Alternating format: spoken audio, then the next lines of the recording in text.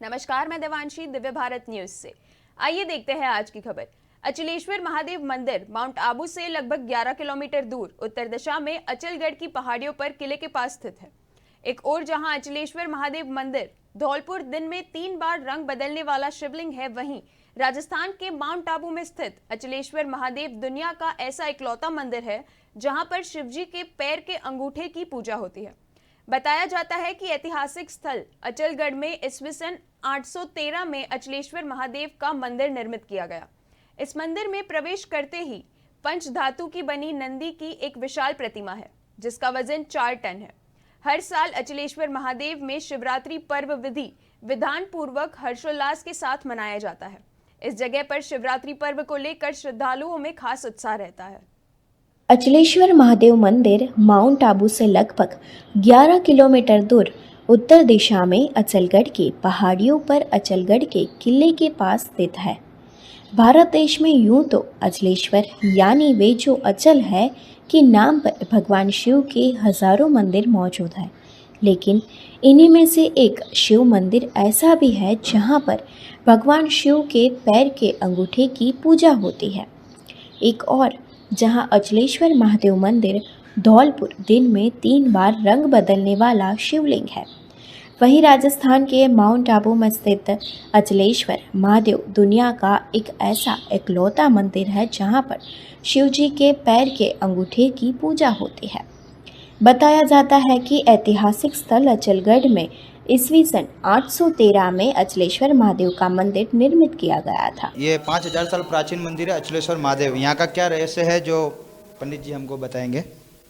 ये तो हमें अचलगढ़ महादेव है महाराज। ये तो जितना अरावली प्राचीन है, जितने आबू राज प्राचीन है, ये अरावली का पीठ आबू है, उसको अबरुद नाग ने लाकर स्थापना की थी पहाड़ को।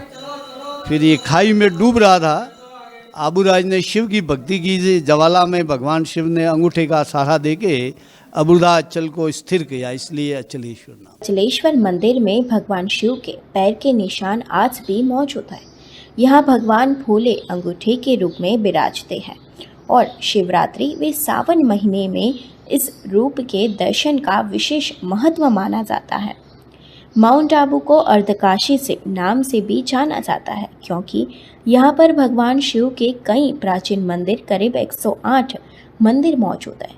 कस्त पुराण के मुताबिक वाराणसी शिव की नगरी है तो माउंट आबू भगवान शंकर की उपनगरी। अचलेश्वर महादेव मंदिर माउंट आबू से लगभग 11 किलोमीटर दूर उत्तर दिशा में अचलगढ़ की पहाड़ियों पर अचलगढ़ के किले के पास स्थित है। इस मंदिर में प्रवेश करते ही पंचधातु की बनी नंदी की एक विशाल प्रतिमा है जिसका वजन 4 टन है। मंदिर के अंदर गर्भगृह में शिवलिंग पाताल खंड के रूप में दिखाया होता है। वहीं इसके ऊपर एक तरफ पैर के अंगूठे के निशान उभरा हुआ है जिन्हें स्वयंभू शिवलिंग के रूप में पूजा जाता है। यहाँ देवादिदेव शिव का दाहिना अंगूठा माना जाता है। पारंपरिक मान्यता की इसे अंगूठे ने पूरे माउंट आबू के पहाड़ को थामा रखा है। जिस दिन अंगूठे का निशान गायब हो जाएगा, माउंट आबू का पहाड़ खत्म हो जाएगा। इसके अलावा मंदिर परिसर के विशाल चौक में चंपा का विशाल पेड़ अपनी प्राचीनता को दर्शाता है। मंदिर की बाईं बाजू की तरफ 2 कलात्मक खंभों का धर्म कांटा बना हुआ है जिसकी शिल्प कला अद्भुत है। कहते हैं कि एक क्षेत्र में शासक राज सिंहासन पर बैठने के समय अचलेश्वर महादेव से आशीर्वाद प्राप्त कर धर्म कांटे के नीचे प्रजा के साथ न्याय की शपथ लेते थे। मंदिर परिसर में द्वारिकाधीश मंदिर भी बना हुआ है। गर्भगृह के बाहर वाराह, नृसिंह, वामन, कच्छप, मत्स्य, कृष्ण, राम, परशुराम, बुद्ध व कलिंगी अवतारों की काले पत्थर की भव्य मूर्तियां स्थापित है। अब जानते हैं मंदिर के पौराणिक कथा के बारे में। मान्यता के अनुसार पौराणिक काल में जहां आज आबू पर्वत स्थित है वहां नीचे विराट ब्रह्म खाई थे। इसके तट पर वरिष्ठ मुनि रहते थे। उनकी गाय कामधेनु एक बार हरी घास चरते हुए ब्रह्म खाई में गिर गई तो उन्हें बचाने के लिए मुनि ने सरस्वती गंगा का आह्वान किया तो ब्रह्म खाई पानी से जमीन की सतह तक भर गई और कामधेनु गाय गौमुख पर बाहर जमीन पर आ गई। एक बार दोबारा ऐसा ही हुआ। इसे देखते हुए बार बार के हादसों को टालने के लिए विशिष्ट मुनि ने हिमालय जाकर उसके ब्रह्म खाई को पाटने का अनुरोध किया। हम लोग दिल्ली से आए हैं, यहाँ आकर हमें बहुत अच्छा लग रहा है, शांति मिल रही है और अब बहुत अच्छा है। अचल मंदिर का दर्शन करने से आपको कैसा लगा? बहुत अच्छा लगा हमें। बहुत शांति फील हुई है। अंदर बहुत देर से हम बैठे हुए, आरती वगैरह सब देखी है। पंडित जी जो बैठे उन्होंने बताया भी है कि वहाँ पे जो अंकलेश्वर जी कैसे वहाँ पे स्थल हुआ है, अंचल मूर्ति, तो अच्छा लगा, काफ़ी अच्छा लगा। और आई होप कि हम नेक्स्ट टाइम भी आए। मेरा नाम अनीता है, इसका ममता है, हम दिल्ली से आए हैं। Thank you. आश्रम में नंदी वर्धन के वरदान मांगा कि उसके ऊपर सप्त ऋषियों का आश्रम होना चाहिए और पहाड़ सबसे सुंदर व विभिन्न वनस्पतियों वाला होना चाहिए। इस पर वरिष्ठ ने वाचिंद वरदान दिए। उसी प्रकार अर्बुद नाग ने वर मांगा कि पर्वत का नामकरण उसके नाम से हो। इसके बाद नंदी वर्धन आबू पर्वत के नाम से विख्यात हुआ। वरदान प्राप्त कर नंदी वर्धन खाई में उतरे तो खसता ही चला गया। केवल नंदी वर्धन का नाक और ऊपर का हिस्सा जमीन से ऊपर रहा, जो आज आबू पर्वत है। इसके बाद भी वह अचल नहीं रह पाया था। तब विशिष्ट के नम्रत अनुरोध पर महादेव ने अपने दाहिने पैर के अंगूठे को पसार कर इसे स्थिर किया, यानी अचल कर दिया, जिसके बाद यह अचलगढ़ कहलाया। तभी से यहाँ अचलेश्वर महादेव के रूप में महादेव के अंगूठे की पूजा अर्चना की जाती है। इस अंगूठे के नीचे बने प्राकृतिक पाताल खड्डे में कितना भी पानी डालकर खाई पानी से नहीं भरती। इसमें चढ़ाया जाने वाला पानी कहा जाता है, आज भी एक रहस्य है। अचलगढ़ का किला। अचलेश्वर महादेव मंदिर अचलगढ़ की पहाड़ियों पर अचलगढ़ के किले के पास स्थित है। अचलगढ़ का किला, जो कि अब खंडहर में तब्दील हो चुका है, का निर्माण परमार राजवंश द्वारा करवाया गया था। इसके बाद में 1452 में महाराणा कुंभा ने इसका पुनः निर्माण करवाया और इसे अचलगढ़ नाम दिया। महाराणा कुंभा ने अपने जीवन काल में उनके किलों का निर्माण करवाया, जिसमें सबसे प्रमुख है कुंभलगढ़ का दुर्ग, जिसके दीवार को विश्व की दूसरी सबसे लंबी दीवार होने का गर्व प्राप्त है। अचलेश्वर महादेव में शिवरात्रि। बहुत अच्छा लगा यहाँ के। 4-5 मंदिर घूमे, सब जगह पे बहुत मजा आया हमें। गुजरात सूरत से आए हैं। अचलेश्वर महादेव में शिवरात्रि पर्व हर साल अचलेश्वर महादेव में शिवरात्रि पर्व विधान पूर्वक हर्षोल्लास के साथ मनाया जाता है। इस जगह पर शिवरात्रि पर्व को लेकर श्रद्धालुओं में खास उत्साह रहता है। हम यूपी से आए हैं, मुजफ्फरनगर से।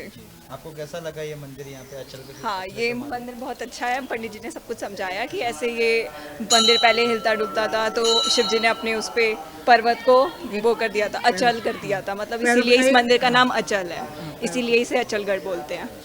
ये बहुत अच्छा मंदिर था, पंडित जी ने बताया। रविंद्र कुमार। हाँ, मेरा नाम श्रेया है और हम यूपी से आए हैं। हम मेरा नाम रेखा है और हम यूपी से ही हैं। हम यूपी से हैं। दादाजी, आप कहाँ से आए और ये मंदिर में आने के बाद आपको कितनी आस्था है? मुजफ्फरनगर से आए हैं, यूपी से। मंदिर में प्राचीन मंदिर है, काफ़ी आस्था है। और पंडित जी ने अच्छी तरह समझा कि भाई किस तरह उठे हुए भगवान ने रोका था, तो मतलब मन बहुत कुछ देखा। प्राचीन मंदिर, ऐसा मंदिर नहीं देखा अभी तक, तो इसलिए मंदिर बहुत अच्छा है। भगवान शिव और पार्वती। मेरा नाम रविंद्र कुमार है, मुजफ्फरनगर यूपी। ફુલાભાઈ લક્ષ્મણભાઈ। ફુલાભાઈ લખનાભાઈ, કેવું લાગ્યું તમને આ મંદિર અહીંયા ધાર્મિક સ્થળમાં આયા? સરસ લાગ્યું, સરસ। પંડિતજી શું બતાવ્યું તમને? અમને બધું બતાવ્યું। બોલો, કેવું લાગ્યું મંદિર? સરસ લાગ્યું, શું અહીંયા ભાવના લાગી મંદિરમાં આયા? શું જોયું તમે? સરસ। નાગ દેવતા શું જોયું? કેવું લાગ્યું? સારું લાગ્યું। શું નામ તમારું કાકા? ફુલાભાઈ લક્ષ્મણભાઈ। आप क्या जानते हो और इसका क्या महत्व है, इसके बारे में आप जरा बताइए विस्तार से। जी, ये हमारे माउंट आबू के अंदर खास करके माना हुआ जगह है अचलगढ़। अचलगढ़ इसलिए इसको बोला जाता है कि ये अचलेश्वर महादेव पूरे इंडिया में नहीं, पूरे भारत में एक ऐसा मंदिर है जहाँ पर में ना तो लिंग है ना शिवलिंग है। यहाँ पर महादेव शिव जी भगवान के दाहिने पैर के अंगूठे की पूजा होती है।